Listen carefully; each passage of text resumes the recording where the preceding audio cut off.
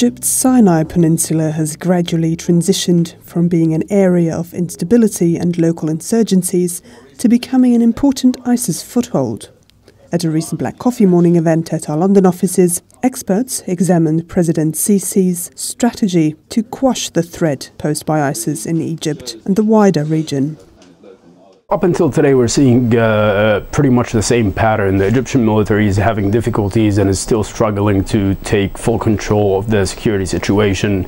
We're seeing the same pattern of small but very frequent attacks on military and police forces. Over the past week, we've seen a few bombings inside the capital of North Sinai, Arish, targeting military vehicles and police armored vehicles.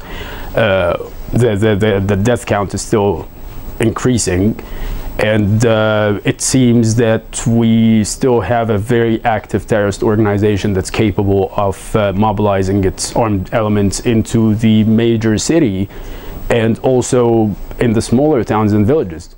I think that the biggest mistake that Egypt has committed in Sinai is allowing the collateral damage to reach and I can say this confidently, unprecedented levels. Some believe that President Abdel Fattah al-Sisi promised much by unleashing a massive military campaign in the peninsula, but has delivered very little in a war on terror. The approach itself, the measures that are being taken, and the fact that this terrorist guerrilla organization is being fought by conventional military, a very heavy-handed conventional military, is causing a lot of damage to the state and to the population. And the fact that Egypt is a country that suffers from flawed policies, from a lack of legal due process, and from simply lack of monitoring authorities, and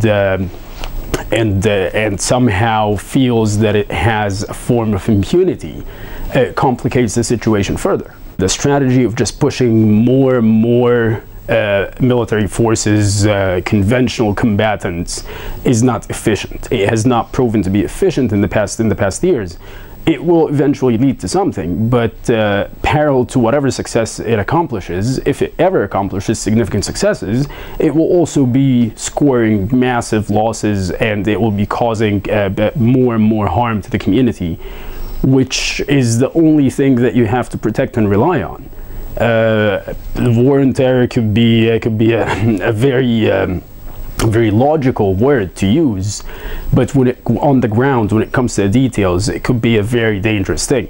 We've seen major countries across the world. We've seen the United States of America. We've seen Britain suffering from such negative sides of the war on terror, and how it could lead to actually to illegal practices, to violations.